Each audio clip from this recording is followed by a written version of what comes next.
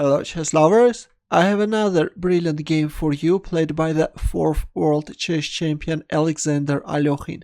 His opponent is Andy Fletcher and the game was played in 1928 in London.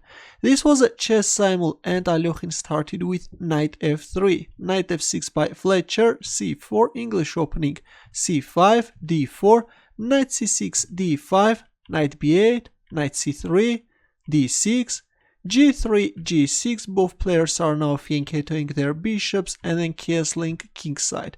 Bishop F4, H6, Queen D2, now there is too much pressure on H6 square and black plays King H7, E4, Knight H5, Bishop E3, Knight D7, Rook E1, Rook B8, a standard Benoni type position where black is trying to break through on the queen side, knight h4 and knight f6. Well, not a good idea. Placing the knight on e5 square would have been better, but when you are placing the knight on f6 square after h3, it turns out that black is facing a lot of problems. Now there is a threat of g4 trapping the knight on h5 square.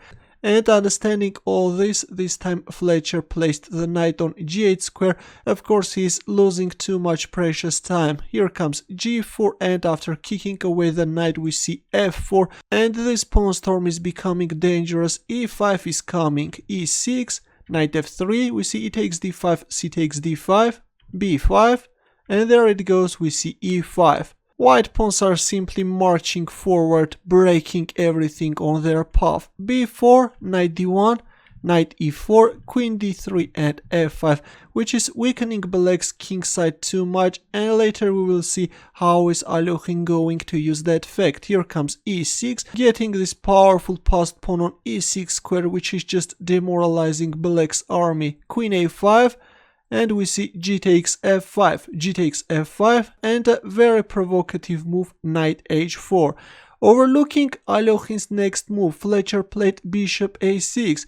Looks like that white is losing some material, but in this position, Alexander Alekhine played a shocking move. Can you find his next move? Ready? He simply played queen takes e4. Look at this fantastic queen sacrifice. Now he's simply going to exploit the weakness of this b1 h7 diagonal. Now if bishop takes f1, then simply rook takes f1 and again white has a winning position. But let's see what happens after f takes e4, which we see in the game. Here comes bishop takes e4 check, king h8, and there it goes, knight g6 check, king h7, knight takes f8 double check, removing the rook which was covering the f7 square. We see a very unique windmill on the board. King h8, again knight g6 check, king h7, knight e5 check, king h8, and after knight f7 we see this magnificent suffocation made on the board. This poor king is gasping for air, but there is no air to breathe and the king is dead. I really love such type of games where the bishop cooperating with the knight are just killing the enemy king. What a game! The knight maneuver was actually insane. Look at this, and black king is mated. Thanks for watching, and if you have any questions, don't hesitate to leave your comments. Good luck.